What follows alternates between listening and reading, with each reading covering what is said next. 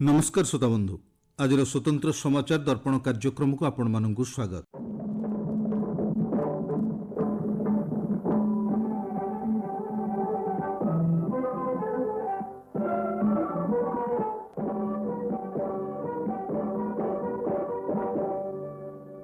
अणाशीतम स्वाधीनता दिवस अवसर में लालकिल्लू प्रधानमंत्री नरेंद्र मोदी भारतर उत्थानर परवर्ती अध्याय पर एकाधिक घोषणा करिसेंति, जहाँ आम देश को भविष्यतर आह्वानगुड़िकर मुकाबला पर प्रस्तुति करने निमंते साहस देइछि। प्रधानमंत्री नरेंद्र मोदी तांकर द्वादश स्वाधीनता दिवस अभिभाषण अवसर में भारत अभ्युत्थानर नूतन अध्याय घोषणा पर लालकिल्लार प्राचीर को एक लॉन्च पैड रे परिणत करथिले।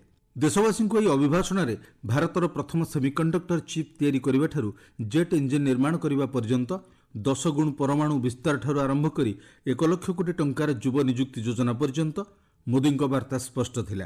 भारत निजर भाग्य निजे निर्धारण करिवो, निजर शर्तावली स्थिर करिवो एवं 2047 सुद्धा एक विकसित राष्ट्र हेबा पई निरपेक्ष लक्ष्य रखिवो। आजादी का ये पर्व सामूहिक सिद्धियों का गौरव का पल है। हर हृदय उमंग से भरा हुआ है। देश एकता की भावना को निरंतर मजबूती दे रहा है।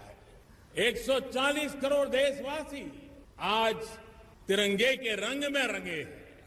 हर घर तिरंगा, भारत के हर कोने से, चाहे रेगिस्तान हो या हिमालय की चोटियां, समंदर के तट हो या घनी आबादी वाले क्षेत्र, हर तरफ से एक ही गुंज है, एक ही जयकारा है। हमारी प्राण से भी प्यारी मातृभूमि का जयगान है। प्रधानमंत्री मोदी को अभिभाषण में जो प्रमुख घोषणा गुड़िक थिले आसंतु जानिबा से संपर्क में 50-60 वर्ष पूर्वे सेमिकंडक्टर कारखाना स्थापन पर प्रयासर कल्पना ही किपरि जन्मरू हत्या करा जायतिला ताहाको मने पकाइछन्ति प्रधानमंत्री। यासह श्री मोदी घोषणा करिसेंति जे भारत एबे मिशन मोड रे एही कार्य नियोजित होईछि। चलित वर्ष शेष सुद्धा देश एहार प्रथम मेड इन इंडिया चिप तैयारी करिवो। आगामी 2 दशंधि मध्य देशर परमाणु शक्ति उत्पादन क्षमता 10 गुणरू अधिक वृद्धि करने पर आरंभ होइतिबा मिशन अंशस्वरूप 10टी नुआ परमाणु रिएक्टर निर्माण कार्य आगे चली। देश में जीएसटी व्यवस्थार संस्कार हेबो। एहाकु परवर्ती पीढ़ीर संस्कार बोली कहिसेंति श्री मोदी।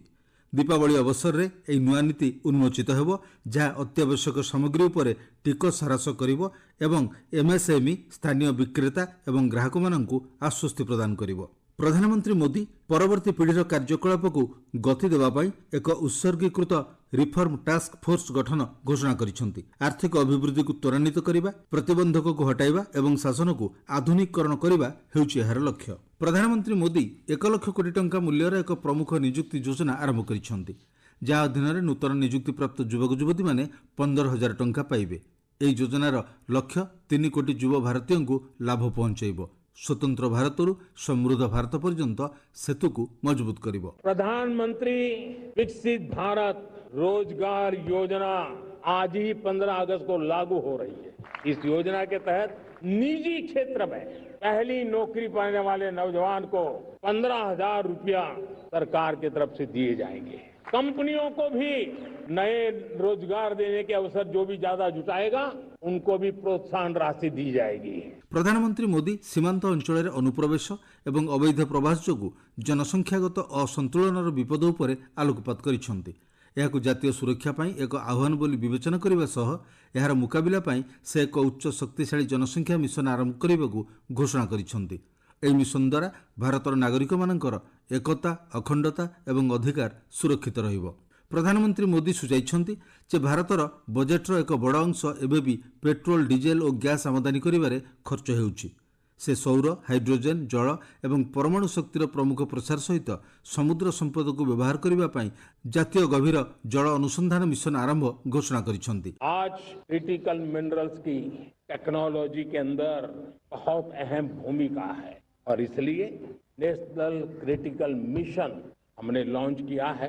1200 से अधिक स्थानों पर खोज का अभियान चल रहा है और हम क्रिटिकल मिनरल में भी आत्मनिर्भर बनने की दिशा में आगे बढ़ रहे हैं। प्रधानमंत्री मोदी घोषणा करिसेंति जे जेपरि आमे कोविड समय रे टीका ଏବଂ ଡିଜିଟାଲ ନେଣଦେଣ ପାଇଁ ୟୁପିଆଇ ତିଆରି କରିଥିଲୁ, ସେହିପରି ଆମେ ମଧ୍ୟ ଆମର ନିଜସ୍ୱ ଜେଟ୍ ଇଞ୍ଜିନ୍ ନିର୍ମାଣ କରିବା ଉଚିତ ଏବଂ ଆମର ବୈଜ୍ଞାନିକ ଓ ଯୁବପିଢ଼ିଙ୍କୁ ଏହାକୁ ଏକ ସିଧାସଳଖ ଆହ୍ୱାନ ଭାବରେ ଗ୍ରହଣ କରିବାକୁ ଅନୁରୋଧ କରିଛନ୍ତି ପ୍ରଧାନମନ୍ତ୍ରୀ ମୋଦି। आज मेरा लाल किले की प्राचीर से मेरे देश के युवा वैज्ञानिकों को, मेरे टैलेंटेड यूथ को, मेरे इंजीनियर्स को और प्रोफेशनल्स को और सरकार के हर विभागों को भी मेरा आह्वान है, क्या हमारा अपना made in India fighter jets के लिए जेट इंजन हमारा होना चाहिए कि 79तम ସ୍ୱାଧୀନତା ଦିବସରେ ପ୍ରଧାନମନ୍ତ୍ରୀ ନରେନ୍ଦ୍ର ମୋଦି ଭାରତର କୃଷକମାନଙ୍କୁ ଭାବପ୍ରବଣ ଶ୍ରଦ୍ଧାଞ୍ଜଳି ଅର୍ପଣ କରିଥିଲେ।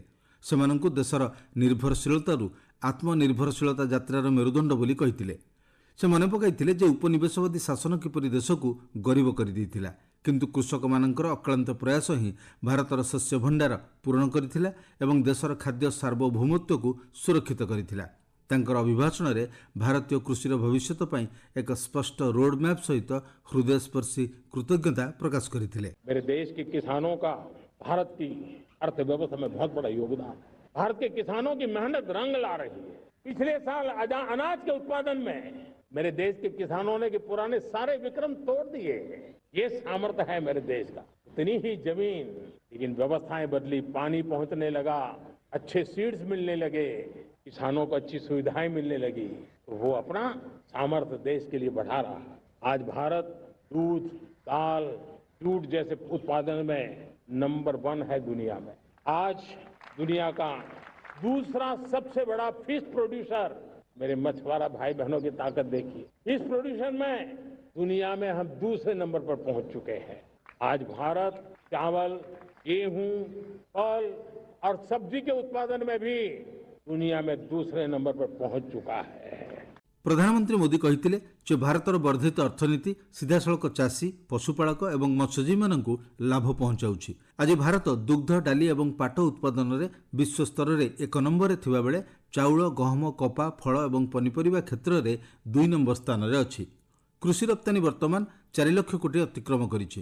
ଆଞ୍ଚଳିକ ବ୍ୟବଧାନକୁ ଆହୁରି ପୂରଣ କରିବା ପାଇଁ ପ୍ରଧାନମନ୍ତ୍ରୀ 100ଟି ପଛୁଆ କୃଷି ଜିଲ୍ଲାକୁ ଲକ୍ଷ୍ୟ କରି ପ୍ରଧାନମନ୍ତ୍ରୀ ଧନ୍ୟଧାନ୍ୟ କୃଷି ଯୋଜନା ଘୋଷଣା କରିଛନ୍ତି। ତାଙ୍କର ପ୍ରତିବଦ୍ଧତାକୁ ପୁନର୍ବାର ଦୃଢ଼ କରି ସେ ଘୋଷଣା କରିଛନ୍ତି, କୃଷକ, ମତ୍ସ୍ୟଜୀବୀ ଏବଂ ପଶୁପାଳକଙ୍କ ପାଇଁ ମୋଦି ସର୍ବଦା ସୁରକ୍ଷାର ପ୍ରାଚୀର ଭାବେ ଛିଡ଼ା ହେବେ। ସିନ୍ଧୁ ଜଳ ଚୁକ୍ତିକୁ ଅନ୍ୟାୟ ବୋଲି କହି ପ୍ରଧାନମନ୍ତ୍ରୀ କହିଛନ୍ତି, ଏହି ଚୁକ୍ତିନାମା ଏହାର ବର୍ତ୍ତମାନର ରୂପରେ ଭାରତର ଚାଷୀମାନଙ୍କୁ କ୍ଷତି ପହଞ୍ଚାଉଛି। ସେ ଘୋଷଣା କରିଛନ୍ତି ଯେ ଭାରତ ଆଉ ଏପରି ଏକପାଖିଆ ବ୍ୟବସ୍ଥାକୁ ଗ୍ରହଣ କରିବ ନାହିଁ, ବରଂ ନିଜ କ୍ଷେତ ଏବଂ ଲୋକଙ୍କ ପାଇଁ ଜଳର ସଠିକ୍ ଅଂଶ ପୁନଃପ୍ରାପ୍ତ କରିବ। ପ୍ରଧାନମନ୍ତ୍ରୀ ମୋଦି ଗୁରୁତ୍ୱାରୋପ କରିଛନ୍ତି ଯେ ଖାଦ୍ୟ ସୁରକ୍ଷାକୁ ଆମଦାନୀ ପାଇଁ ଅସୁରକ୍ଷିତ ଭାବରେ ଛଡ଼ାଯାଇପାରିବ ନାହିଁ। ସେ ସାର ଏବଂ ପ୍ରମୁଖ ଇନପୁଟ୍ର ଘରୋଇ ଉତ୍ପାଦନର ଜରୁରୀ ଆବଶ୍ୟକତା ଉପରେ ଗୁରୁତ୍ୱାରୋପ କରିଛନ୍ତି, ଯାହା ନିଶ୍ଚିତ କରିବ ଯେ ଭାରତୀୟ ଚାଷୀମାନେ ସଶକ୍ତ ହେବେ ଏବଂ ଭାରତର କୃଷି ସ୍ୱାଧୀନ ଭାବରେ ବିକଶିତ ହେବ। ଏହା କେବଳ କୃଷକଙ୍କ କଲ୍ୟାଣ ପାଇଁ ନୁହେଁ, ବରଂ ଦେଶର ଆର୍ଥିକ ସାର୍ବଭୌମତ୍ୱକୁ ସୁଦୃଢ଼ କରିବା ପାଇଁ ମଧ୍ୟ ଗୁରୁତ୍ୱପୂର୍ଣ୍ଣ। ପ୍ରଧାନମନ୍ତ୍ରୀ ମୋଦି କୃଷକଙ୍କ ଶକ୍ତିକୁ ପ୍ରଶଂସା କରି କହିଛନ୍ତି ଯେ କ୍ଷୁଦ୍ର କୃଷକ, ପଶୁପାଳକ କିମ୍ବା ମତ୍ସ୍ୟଜୀବୀ ସମସ୍ତେ ଅନେକ ବିକାଶମୂଳକ ଯୋଜନାରେ ଉପକୃତ ହେଉଛନ୍ତି। ପ୍ରଧାନମନ୍ତ୍ରୀ କିଷାନ ସମ୍ମାନ ନିଧି, ବର୍ଷା ଜଳ ଅମଳ, ଜଳସେଚନ ପ୍ରକଳ୍ପ, ଗୁଣାତ୍ମକ ବିହନ ବଣ୍ଟନ ଏବଂ ଠିକ୍ ସମୟରେ ସାର ଯୋଗାଣ ଭଳି ପଦକ୍ଷେପ ସମଗ୍ର ଦେଶରେ କୃଷକଙ୍କ ଆତ୍ମବିଶ୍ୱାସ ବୃଦ୍ଧି କରିଛି। ସେ ତାଙ୍କ ସମ୍ବୋଧନକୁ ଏକ ପ୍ରତିଶ୍ରୁତି ସହିତ ସମାପ୍ତ କରିଛନ୍ତି, ଯାହା ସମଗ୍ର ଦେଶରେ ପ୍ରତିଫଳିତ ହୋଇଛି। ଭାରତର ଚାଷୀ, ପଶୁପାଳକ ଏବଂ ମତ୍ସ୍ୟଜୀବୀଙ୍କ ସହିତ ସମ୍ପର୍କିତ ଯେକୌଣସି ଅହିତକର ନୀତି ଆଗରେ ମୋଦି ପ୍ରାଚୀର ଭଳି ଛିଡ଼ା ହୋଇଛି। ଭାରତ ଏହାର ଚାଷୀଙ୍କ ହିତ ସହିତ କୌଣସି ପ୍ରକାର ବୁଝାମଣା କରିବ ନାହିଁ। 140 करोड़ भारतवासी 2047 में विकसित भारत के संकल्प को परिपूर्ण करने के लिए पूरी ताकत से जुटे हैं। इस संकल्प की पूर्ति के लिए भारत आज हर सेक्टर में आधुनिक इकोसिस्टम तैयार कर रहा है और आधुनिक इकोसिस्टम हर क्षेत्र में हमारे देश को आत्मनिर्भर बनाएगा।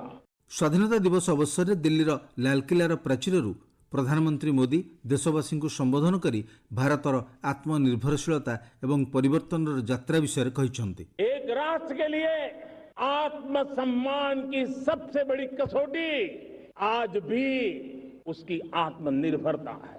विकसित भारत का आधार भी है आत्मनिर्भर भारत। आत्मनिर्भरता का नाता हमारे सामर्थ्य से जुड़ा हुआ, इसलिए हमारे सामर्थ्य को बचाए रखने, बनाए रखने और बढ़ाए रखने के लिए आत्मनिर्भर होना बहुत अनिवार्य है। ସେ କହିଛନ୍ତି ଗତ ଦଶନ୍ଧିରେ ଭାରତ ସଂସ୍କାର ପ୍ରଦର୍ଶନ ଏବଂ ରୂପାନ୍ତରଣ କରିଛି, କିନ୍ତୁ ଏବେ ଆହୁରି ଶକ୍ତି ସହିତ ଆଗକୁ ବଢ଼ିବାର ସମୟ ଆସିଛି। ସେ କହିଛନ୍ତି ଯେ ସରକାର ଏକ ଆଧୁନିକ, ଦକ୍ଷ ଏବଂ ନାଗରିକ ଅନୁକୂଳ ଇକୋସିଷ୍ଟମ ସୃଷ୍ଟି କରିବାକୁ ପ୍ରତିବଦ୍ଧ, ଯେଉଁଠାରେ ଆଇନ, ନିୟମ ଏବଂ ପ୍ରକ୍ରିୟାଗୁଡ଼ିକ ସରଳ ଥିବ, ଉଦ୍ୟୋଗଶୀଳତାକୁ ପ୍ରୋତ୍ସାହିତ କରାଯାଉଥିବ ଏବଂ ପ୍ରତ୍ୟେକ ଭାରତୀୟ ଏକ ବିକଶିତ ଭାରତ ନିର୍ମାଣରେ ଯୋଗ ଦେଇପାରୁଥିବେ। ପ୍ରଧାନମନ୍ତ୍ରୀ ଶ୍ରୀ ମୋଦି ତାଙ୍କ ଅଭିଭାଷଣର ଆରମ୍ଭରେ କହିଥିଲେ, ବିଗତ ବର୍ଷଗୁଡ଼ିକରେ ସରକାର ଏକ ଐତିହାସିକ ସଂସ୍କାର ଅଭିଯାନ ହାତକୁ ନେଇଛନ୍ତି ଏବଂ 40,000ରୁ ଅଧିକ ଅନାବଶ୍ୟକ ଅନୁପାଳନକୁ ଦୂର କରିଛନ୍ତି। ଶ୍ରୀ ମୋଦି କହିଛନ୍ତି ଯେ 1,500ରୁ ଅଧିକ ପୁରୁଣା ଆଇନକୁ ପ୍ରତ୍ୟାହାର କରି ନିଆଯାଇଛି।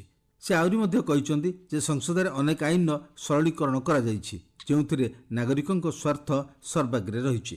ଶ୍ରୀ ମୋଦି କହିଛନ୍ତି ଯେ କେବଳ ଚଳିତ ଅଧିବେଶନରେ 280ରୁ ଅଧିକ ବ୍ୟବସ୍ଥାର ଅପସାରଣ କରାଯାଇଛି, ଯାହା ପ୍ରତ୍ୟେକ ଭାରତୀୟଙ୍କ ପାଇଁ ଶାସନକୁ ସରଳ ଏବଂ ସୁଗମ କରିଛି। ପ୍ରଧାନମନ୍ତ୍ରୀ ମୋଦି ଗୁରୁତ୍ୱାରୋପ କରିଥିଲେ ଯେ ସଂସ୍କାର କେବଳ ଅର୍ଥନୀତି ବିଷୟରେ ନୁହେଁ, ଏହାର ଅର୍ଥ ନାଗରିକଙ୍କ ଦୈନନ୍ଦିନ ଜୀବନକୁ परिवर्तन मध्य करने कथा। एफडीआई हो, इंश्योरेंस कंपनी की बात हो, विश्व की यूनिवर्सिटीज को भारत के अंदर स्थान देने की बात हो, कई रिफॉर्म्स किए हैं। 40,000 से ज्यादा अनावश्यक कंप्लायंसेस को हमने खत्म किया है। इतना ही नहीं, 1500 से अधिक पुराने कानून को हमने खत्म कर दिया है। ଏହି ଅବସରରେ ପ୍ରଧାନମନ୍ତ୍ରୀ ଆୟକର ସଂସ୍କାର, 12 ଲକ୍ଷ ଟଙ୍କା ପର୍ଯ୍ୟନ୍ତ ବାର୍ଷିକ ଆୟ ଉପରେ ଶୂନ୍ୟ ଟିକସ ଏବଂ ପ୍ରାଚୀନ ଅପରାଧିକ ଆଇନ ବଦଳରେ ଭାରତୀୟ ନ୍ୟାୟ ସଂହିତା ଲାଗୁ ସମ୍ପର୍କରେ କହିଥିଲେ। ଏହି ସଂସ୍କାରଗୁଡ଼ିକ ଏକ ଆଧୁନିକ ନାଗରିକ କୈନ୍ଦ୍ରିକ ସରକାରକୁ ସୂଚିତ କରେ, ଯେଉଁଠାରେ ସାଧାରଣ ଲୋକମାନେ ସହଜତା, ନ୍ୟାୟ ଏବଂ ସଶକ୍ତିକରଣ ଅନୁଭବ କରିପାରିବେ। ପ୍ରଧାନମନ୍ତ୍ରୀ ମୋଦି ଗୁରୁତ୍ୱାରୋପ କରିଥିଲେ ଯେ ଭାରତ ଢାଞ୍ଚାଗତ, ନିୟାମକ, ନୀତି, ପ୍ରକ୍ରିୟା ଏବଂ ପ୍ରକ୍ରିୟାଗତ ସଂସ୍କାର ଓ ଏକ ରାଷ୍ଟ୍ର ଗଠନ ପାଇଁ ପ୍ରତିବଦ୍ଧ, ଯେଉଁଠାରେ ଶାସନ ଲୋକଙ୍କ ପାଇଁ କାମ କରେ, ତାହାର ବିପରୀତ ନୁହେଁ। ସରକାରଙ୍କ ସଂସ୍କାରଗୁଡ଼ିକର ଲକ୍ଷ୍ୟ ହେଉଛି ଷ୍ଟାର୍ଟଅପ୍, ଲଘୁ, କ୍ଷୁଦ୍ର ଏବଂ ମଧ୍ୟମ ଉଦ୍ୟୋଗ ଏବଂ ମଧ୍ୟମ ଉଦ୍ୟୋଗୀମାନଙ୍କ ପାଇଁ ଅନୁପାଳନ ଖର୍ଚ୍ଚ ହ୍ରାସ କରିବା ସହିତ ପୁରୁଣା ଆଇନଗତ ବ୍ୟବସ୍ଥାର ଆତଙ୍କରୁ ମୁକ୍ତି ସୁନିଶ୍ଚିତ କରିବା। ଏହି ବ୍ୟବସାୟ ଅଭିବୃଦ୍ଧି ପାଇଁ ଅଧିକ ଅନୁକୂଳ ପରିବେଶ ସୃଷ୍ଟି କଲେ ନବସୃଜନ ଏବଂ ଆର୍ଥିକ ସ୍ୱାବଲମ୍ବନକୁ ପ୍ରୋତ୍ସାହିତ କରିବ। ପ୍ରଧାନମନ୍ତ୍ରୀ ମୋଦି ପରବର୍ତ୍ତୀ ପିଢ଼ିର ସଂସ୍କାର ପାଇଁ ଏକ ଟାସ୍କ ଫୋର୍ସ ଗଠନ ବିଷୟରେ ଘୋଷଣା କରିଛନ୍ତି, ଯାହା ଆର୍ଥିକ କାର୍ଯ୍ୟକଳାପ ସହିତ ଜଡ଼ିତ ବିଭିନ୍ନ ପ୍ରକାରର ପ୍ରଚଳିତ ଆଇନ, ନିୟମ ଏବଂ ପ୍ରକ୍ରିୟାଗୁଡ଼ିକ ମୂଲ୍ୟାଙ୍କନ କରିବ। ଏହି ଟାସ୍କ ଫୋର୍ସ ଏକ ନିର୍ଦ୍ଦିଷ୍ଟ ଲକ୍ଷ୍ୟ ନେଇ निर्दिष्ट समय भीतर कार्य शेष करिवो। नेक्स्ट जनरेशन रिफॉर्म्स के लिए हमें एक टास्क फोर्स गठित करने का निर्णय किया। ये टास्क फोर्स समय सीमा में इस काम को पूरा करे।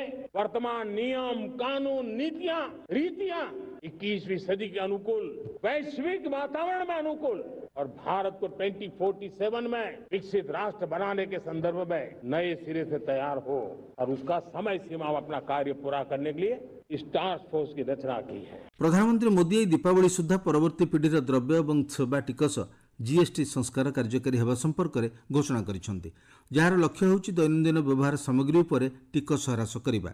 से कहिसेंति सरकार परवर्ती पीढ़ीर जीएसटी संस्कार आनिबे, जहाँ साधारण लोकंक उपर टिकस बोझ ह्रास करिवो। यह आपणक पई एक दीपावली उपहार। से स्पष्ट करिसेंति जे एही संस्कारगुड़िक सीधासलख नागरिक माननकु लाभ देव एवं आर्थिक कार्यकलाप को उत्साहित करिवो। पिछले 8 साल से हमने जीएसटी का बहुत बड़ा रिफॉर्म किया, पूरे देश में टैक्स के बर्डन को कम किया और 8 साल के बाद समय की मांग है कि हम एक बार उसको रिव्यू करें। हमने एक हाई पावर कमेटी को बिठा करके रिव्यू शुरू किया, राज्यों से भी विचार विमर्श किया। हम नेक्स्ट जनरेशन जीएसटी रिफॉर्म्स लेकर के आ रहे हैं। ये दिवाली के अंदर आपके लिए तोहफा बन जाएंगे। प्रधानमंत्री मोदी पुनर्बार कहिसेंति जे अन्यमानक दुर्बलता उपर ध्यान देवा परिवर्ते भारत को निजस्व प्रगति रेखा को विस्तार करने को पड़िबो। से कहिथिले जे निजस्व अर्थनैतिक स्वार्थ केन्द्र रे एक विश्व रे भारतर क्षमता को सुदृढ़ करने, सुजोग विस्तार करने एवं नागरिक माननकु सशक्त करने उपर ध्यान दिया जावा आवश्यक। यही संस्कार गुड़िक मध्य शासन संस्कार रही। हम कॉम्प्रिहेंसिव इंटीग्रेटेड विकास की राह पर जाना चाहते हैं, इसलिए उनकी शक्ति बढ़े और उसमें भी मैंने पहले एक बार लाल किले से कहा था, जीरो डिफेक्ट जीरो इफेक्ट। आज कहना चाहता कि हमें विश्व बाजार में अपने सामर्थ्य का लोहा मनवाना है, तो हमें क्वालिटी में निरंतर नई ऊंचाइयों को पार कर दुनिया क्वालिटी को स्वीकार करती है। प्रधानमंत्री मोदी स्वाधीनता दिवस अवसर में आत्मनिर्भर भारत को विकसित भारतर एक प्रमुख भित्तिभूमि भाव में रेखांकित कर प्रतिरक्षा प्रजुक्तिविद्या शक्ति महाकाश और उत्पादन क्षेत्र में भारतर अग्रगति संपर्क में कही ऑपरेशन सिंदूर पर आलोकपात कर कही रणनैतिक आत्मनिर्भरशीलता और स्वदेशी क्षमतागुड़िकर विपद को निर्णायक भाव में मुकाबिला करने स्वावलंबनशीलता को जातीय शक्ति मर्यादार आधार करने और 2047 सुधा विकसित भारत गठनर मूलदुआ दृढ़ करने से कही प्रधानमंत्री मोदी ऑपरेशन सिंदूर को भारतर प्रतिरक्षा आत्मनिर्भरशीलतार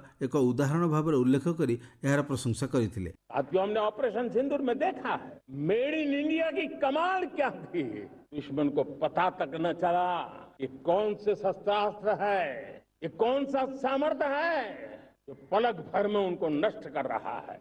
लेकिन हमें मेड इन इंडिया की शक्ति हमारे हाथ में थी, सेना के हाथ में थी, इसलिए बिना चिंता बिना रुकावट बिना हिचकिचाहट हमारी सेना अपना पराक्रम करती रही। से गुरुत्वारोप करते भारत में निर्मित अस्त्रशस्त्र सहित स्वदेशी क्षमतागुड़िक भारत को निर्णायक और स्वाधीन भाव में कार्य करने को सक्षम करिଥାଏ, जहाँ प्रमाणित करिଥାଏ जे जातीय सुरक्षा पाई विदेश उपर निर्भर करिहेब नाही। भारतीय उद्भावक माननकु एवं युवपीढ़ी को भारत में जेट इंजिन विकसित करने को से आह्वान देते, जहाद्वारा भविष्यतर प्रतिरक्षा प्रजुक्तिविद्या संपूर्ण भाव में स्वदेशी और आत्मनिर्भरशील बोली निश्चित करा जाई परिबो। आज मेरा लाल किले की प्राचीर से मेरे देश के युवा वैज्ञानिकों को, मेरे टैलेंटेड यूथ को, मेरे इंजीनियर्स को और प्रोफेशनल्स को और सरकार के हर विभागों को भी मेरा आह्वान है क्या हमारा अपना made in India fighter jets के लिए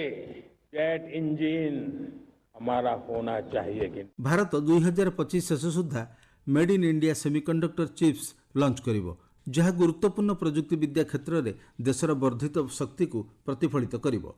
से विश्व स्तर में होउथिबा प्रतिद्वंदिता पाई एआई साइबर सुरक्षा डीप टेक और ऑपरेटिंग सिस्टम क्षेत्र में नवसृजन उपर गुरुत्वारोप करथिले। 6 अलग अलग सेमीकंडक्टर के यूनिट्स जमीन पर उतर रहे हैं।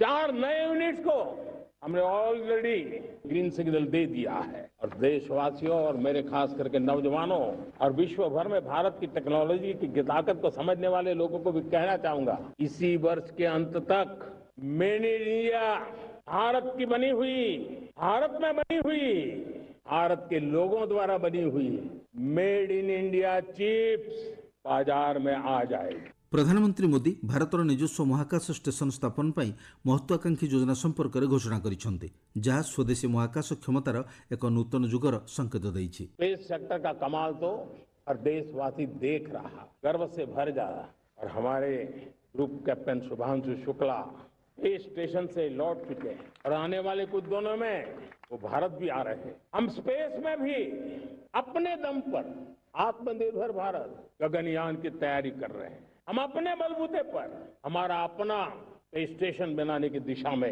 हम काम कर रहे हैं। से आलोकपात करी कहिथिले जे 300 रु अधिक स्टार्टअप उपग्रह अनुसंधान और अत्याधुनिक महाकाश प्रजुक्ति रे सक्रिय भाव में नवसृजन करुछंती, जहाँ सुनिश्चित करुछि जे भारत केवल महाकाश विज्ञान और अनुसंधान रे भाग नेउ नहीं बरं विश्वस्तर रे नेतृत्व मध्य नेउछि। मुझे बहुत गर्व होगा मेरे देश के 300 से ज्यादा स्टार्टअप्स आप सिर्फ और सिर्फ स्पेस सेक्टर में काम कर रहे हैं और उन 300 स्टार्टअप में हजारों नौजवान पूरे सामर्थ्य के साथ जुटे हैं।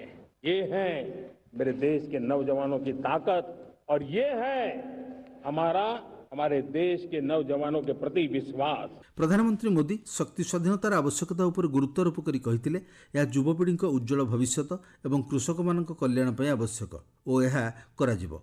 से घोषणा करथिले जे विश्व स्तर में ग्लोबल वार्मिंग उपर वितर्क करा जाउथिबा बेले भारत 2030 सुधा 50% स्वच्छ शक्ति हासिल करने को संकल्प होइतिला, किंतु यार जनसाधारण प्रतिबद्धता जोगु 2025 सुधा यही लक्ष्य पूर्ण हो पारिछि। भारत ने तय किया था कि हम 2030 तक क्लीन एनर्जी भारत में 50% पहुंचा देंगे। मेरे देशवासियों की संकल्प शक्ति देखिए, मेरे देशवासियों को विकसित भारत बनाने का संकल्प को पूर्ण करने के लिए उनकी दौड़ देखिए। हमने जो लक्ष्य 2030 में तय किया था वो 50% क्लीन एनर्जी का लक्ष्य 2025 में हमने कर लिया। ଶିଳ୍ପ ଶକ୍ତି ଏବଂ ପ୍ରତିରକ୍ଷା ପାଇଁ ଆବଶ୍ୟକ ସମ୍ବଳଗୁଡ଼ିକୁ ସୁରକ୍ଷିତ କରିବା ଲାଗି ଭାରତ ଜାତୀୟ ଗୁରୁତ୍ୱପୂର୍ଣ୍ଣ ଖଣିଜ ମିଶନ ଆରମ୍ଭ କରିଛି, ଯାହା ଅନୁସାରେ 1200ଟି ସ୍ଥାନରେ ଅନୁସନ୍ଧାନ କରାଯାଉଛି। ପ୍ରଧାନମନ୍ତ୍ରୀ କହିଥିଲେ ଯେ ଏହି ଖଣିଜ ପଦାର୍ଥଗୁଡ଼ିକୁ ନିୟନ୍ତ୍ରଣ କରିବା ଦ୍ୱାରା ରଣନୈତିକ ସ୍ୱାୟତ୍ତତା ବୃଦ୍ଧି ହୁଏ, ଯାହା ଭାରତର ଶିଳ୍ପ ଏବଂ ପ୍ରତିରକ୍ଷା କ୍ଷେତ୍ରଗୁଡ଼ିକୁ ଆତ୍ମନିର୍ଭରଶୀଳ କରିଥାଏ। आज क्रिटिकल मिनरल्स की टेक्नोलॉजी के अंदर बहुत अहम भूमिका है और इसलिए नेशनल क्रिटिकल मिशन हमने लॉन्च किया है। 1200 से अधिक स्थानों पर खोज का अभियान चल रहा है और हम क्रिटिकल मिनरल में भी आत्मनिर्भर बनने की दिशा में आगे बढ़ रहे हैं। ଭାରତ ଏହାର ଗଭୀର ଜଳଶକ୍ତି ସମ୍ପଦକୁ ଉପଯୋଗ କରିବ, ଶକ୍ତି ଆତ୍ମନିର୍ଭରଶୀଳତାକୁ ସୁଦୃଢ଼ କରିବ ଏବଂ ବିଦେଶୀ ଇନ୍ଧନ ଆମଦାନୀ ଉପରେ ନିର୍ଭରଶୀଳତା ମଧ୍ୟ ହ୍ରାସ କରିବ। आज 11 वर्ष में सोलर एनर्जी 30 गुना बढ़ चुकी है। हम नए नए डैम बना रहे हैं ताकि हाइड्रो का विस्तार हो और हमें क्लीन एनर्जी की उपलब्ध हो। भारत मिशन ग्रीन हाइड्रोजन लेकर के आज हजारों करोड़ रुपए इन्वेस्ट कर रहा है। भविष्य की ऊर्जा को ध्यान में रख करके, ऊर्जा के क्षेत्रों को ध्यान में रख करके भारत न्यूक्लियर एनर्जी पर भी बहुत बड़े इनिशिएटिव ले रहा है। ପ୍ରଧାନମନ୍ତ୍ରୀ ମୋଦି କୃଷକମାନଙ୍କୁ ସଶକ୍ତ କରିବା ଏବଂ ଜାତୀୟ ଖାଦ୍ୟ ନିରାପତ୍ତାକୁ ସୁରକ୍ଷା ଦେବା ପାଇଁ ଘରୋଇ ଭାବରେ ସାର ଉତ୍ପାଦନ କରିବାର ଜରୁରୀ ଆବଶ୍ୟକତା ଉପରେ ଗୁରୁତ୍ୱାରୋପ କରିଥିଲେ। ପ୍ରଧାନମନ୍ତ୍ରୀ ମୋଦି ଯୁବପିଢ଼ିଙ୍କୁ ଭାରତର ନିଜସ୍ୱ ସୋସିଆଲ ମିଡିଆ ପ୍ଲାଟଫର୍ମ ଏବଂ ଡିଜିଟାଲ ଭିତ୍ତିଭୂମି ବିକଶିତ କରିବାକୁ ଆହ୍ୱାନ ଦେଇଛନ୍ତି, ଯାହା ଯୋଗାଯୋଗ, ତଥ୍ୟ ଓ ପ୍ରଯୁକ୍ତି ବିଦ୍ୟା ପାରିବେଶିକ ଅବସ୍ଥାକୁ ସୁରକ୍ଷିତ ଏବଂ ସ୍ୱତନ୍ତ୍ର ରଖିବ। रिफॉर्म एक निरंतर प्रक्रिया है। समयानुकूल परिस्थिति के अनुसार रिफॉर्म करते जाना होता है। हम न्यूक्लियर एनर्जी के क्षेत्र में बहुत बड़े रिफॉर्म लेकर के आए। अब हमने प्राइवेट सेक्टर के लिए भी परमाणु ऊर्जा के द्वार खोल दिए हैं। हम शक्ति को जोड़ना चाहते हैं। ପ୍ରଧାନମନ୍ତ୍ରୀ ମୋଦି ନାଗରିକ ଏବଂ ଦୋକାନୀମାନଙ୍କୁ ଭୋକାଲ ଫର ଲୋକାଲ ପଦକ୍ଷେପ ଅନୁସାରେ ଭାରତରେ ନିର୍ମିତ ସାମଗ୍ରୀକୁ ସମର୍ଥନ କରିବାକୁ ଆହ୍ୱାନ କରିଥିଲେ। ସ୍ୱଦେଶୀ ବାଧ୍ୟବାଧକତା ନୁହେଁ, ବରଂ ଗର୍ବ ଏବଂ ଶକ୍ତିରୁ ଉତ୍ପନ୍ନ ହେବା ଉଚିତ ବୋଲି ସେ ଗୁରୁତ୍ୱାରୋପ କରିଥିଲେ।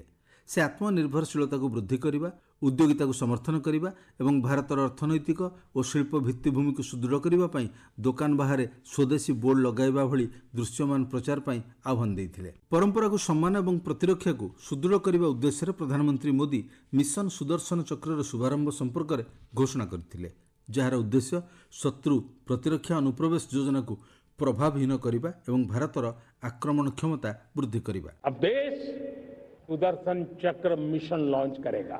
ये मिशन सुदर्शन चक्र एक पावरफुल वेपन सिस्टम दुश्मन के हमले को न्यूट्रलाइज तो करेगा ही करेगा, लेकिन कई गुना ज्यादा दुश्मन पर हिट बैक करेगा। आने वाले 10 सालों में हम उसको प्रखरता से आगे बढ़ाना चाहते हैं। 79ତମ ସ୍ୱାଧୀନତା ଦିବସ ଅବସରରେ ପ୍ରଧାନମନ୍ତ୍ରୀ ମୋଦି ଲାଲକିଲ୍ଲାରୁ ତାଙ୍କର ଦୀର୍ଘତମ ଏବଂ ନିର୍ଣ୍ଣାୟକ ଅଭିଭାଷଣ ପ୍ରଦାନ କରିଥିଲେ, ଯାହା 103 ମିନିଟ୍ ପର୍ଯ୍ୟନ୍ତ ଚାଲିଥିଲା ଏବଂ 2047 ମସିହା ସୁଦ୍ଧା ଏକ ସମୃଦ୍ଧ ଭାରତ ପାଇଁ ଏକ ସାହସିକ ରୋଡମ୍ୟାପ୍ ପ୍ରସ୍ତୁତ କରିଥିଲା।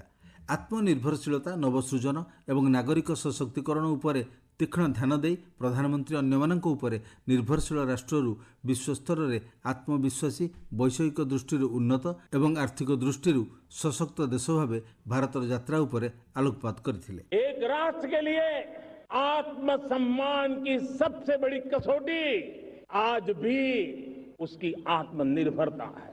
विकसित भारत का आधार भी है आत्मनिर्भर भारत।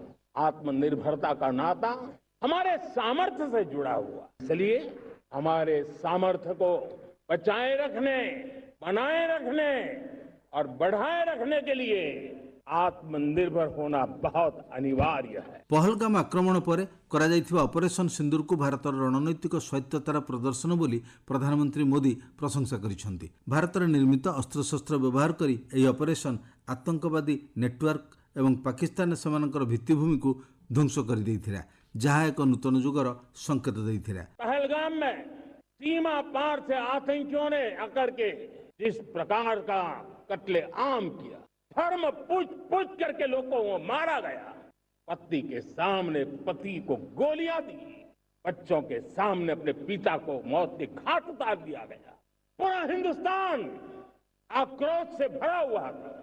पूरा विश्व भी इस प्रकार से संहार से चौंक गया था। ऑपरेशन सिंदूर उसी आक्रोश की अभिव्यक्ति है। 22 तारीख के बाद हमने हमारे सेना को खुली छूट दे दी और हमारी सेना ने वो करके दिखाया जो कई दशकों तक कभी हुआ नहीं। सिंधु जल चुक्ति प्रसंगरे से दृढ़तार सह स्पष्ट करथिले रक्त एवं जल एकाठी प्रवाहित हेब नाही। से कहिथिले भारत एबे एही निष्पत्ति नेइछि। लोकमाने हृदयंगम करिसंती जे सिंधु जल चुक्ति अन्याय थिला। सिंधु नदी प्रणालीर जल शत्रु जमीकु जलसेचित करुथिला जेतेबेले आमर कृषक माने क्षतिग्रस्त होइतिले। एही विवृत्ति पुनर्बार निश्चित करिछि जे भारत आउ एहार जातीय स्वार्थ रे आपस बुझामणा करिबो नाही। भारत ने तय कर लिया है खून और पानी एक साथ नहीं बहेंगे। अब देशवासियों को भली भांति पता चला है कि सिंधु का समझौता कितना अन्यायपूर्ण है, कितना एक तरफा है। प्रधानमंत्री मोदी कहिसंती अन्यमानक उपर निर्भरशीलता एक राष्ट्रर स्वाधीनता उपर प्रश्न उठाइଥାଏ। ଏହା दुर्भाग्यजनक ଯେତେବେଳେ ନିର୍ଭରଶୀଳତା ଏକ ବିପଜ୍ଜନକ ଅଭ୍ୟାସରେ ପରିଣତ ହୁଏ। ସେଥିପାଇଁ ଆମକୁ ନିର୍ଭରଶୀଳ ହେବା ପାଇଁ ସଚେତନ ଏବଂ ପ୍ରତିବଦ୍ଧ ରହିବା ଆବଶ୍ୟକ। ଆତ୍ମନିର୍ଭରଶୀଳତା କେବଳ ରପ୍ତାନି ଆମଦାନୀ ଟଙ୍କା କିମ୍ବା ଡଲାର ବିଷୟରେ ନୁହେଁ। ଏହା ଆମର ସାମର୍ଥ୍ୟ ନିଜସ୍ୱ ଭାବରେ ଠିଆ ହେବା ପାଇଁ ଆମର ଶକ୍ତି ବିଷୟରେ। ସେଥିପାଇଁ ସେ ଘୋଷଣା କରିଥିଲେ ଯେ 2025 ସୁଦ୍ଧା ଭାରତ ନିଜର ପ୍ରଥମ made in India semiconductor cheap ପ୍ରସ୍ତୁତ କରିବ ଏବଂ ଶକ୍ତି ଓ ପ୍ରଯୁକ୍ତି ବିଦ୍ୟାରେ ଅଭୂତପୂର୍ବ ସୁଯୋଗ ସୃଷ୍ଟି କରି ଘରୋଇ ବ୍ୟବସାୟୀଙ୍କ ପାଇଁ ଆଣବିକ କ୍ଷେତ୍ରକୁ ଉନ୍ମୁକ୍ତ କରୁଛି। ସେ ପ୍ରତ୍ୟେକ ନାଗରିକ ବିଶେଷ କରି ଯୁବକମାନଙ୍କୁ ଅନୁରୋଧ କରିଥିଲେ ଯେ ସେମାନେ jet engine social media platform सार एवं अन्यान्य गुरुत्वपूर्ण प्रजुक्ति विद्या स्वदेशी भाव में उद्भावन एवं उत्पादन करी राष्ट्र निर्माण में अंशग्रहण करंतु। एक भविष्यत गठन करंतु जोंठारे भारत आत्मनिर्भरशील शक्तिशाली राष्ट्र भाव विश्वस्तर में छिड़ा होई परिबो। निजर भविष्यत पई गुरुत्वपूर्ण संबल को सुरक्षित रखिबा दिगरे भारतर साहसिक पदक्षेप उपर मध्य प्रधानमंत्री आलोकपात करथिले। विश्वर औषध क्षेत्र भाव भारतर सामर्थ्य उपर आलोकपात करी प्रधानमंत्री मोदी औषध एवं नवसृजन क्षेत्र में आत्मनिर्भरशीलता हासिल करने लगी देशवासी को अनुरोध करथिले। से पचारिथिले आमे मानवतार कल्याण पई सर्वोत्तम एवं सबुठारु सस्ता औषध जोगाइबा उचित नुहे कि?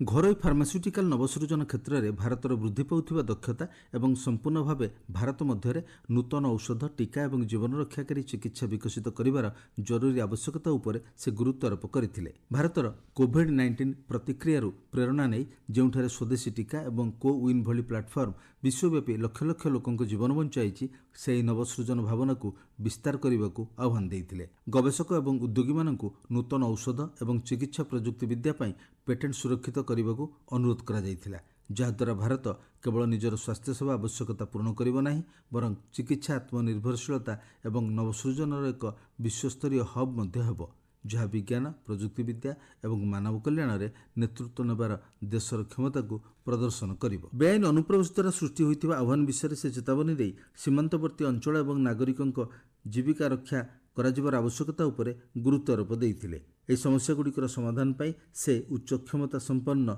जनसंख्या आधारित मिशन घोषणा करथिले। जब डेमोग्राफी परिवर्तन होता है तब राष्ट्रीय सुरक्षा के लिए संकट पैदा होता है। देश की एकता अखंडता और प्रगति के लिए ये संकट पैदा सामाजिक तनाव के बीज बो देता है और कोई देश अपना देश घुसपैठियों के हवाले नहीं कर सकता है। तो हम भारत को कैसे कर सकते हैं? हमने एक हाई पावर्ड डेमोग्राफी मिशन शुरू करने का निर्णय किया है। इस मिशन के द्वारा भारत पे मंडरा रहा है जो संकट है उसको निपटाने के लिए तय समय में सुविचारित निश्चित रूप से अपने कार्य को करेगा। एटी शेषला आमर स्वतंत्र समाचार दर्पण प्रस्तुति आंचलिक संवाद विभाग उपस्थापन मु सत्यव्रत बेहुरा।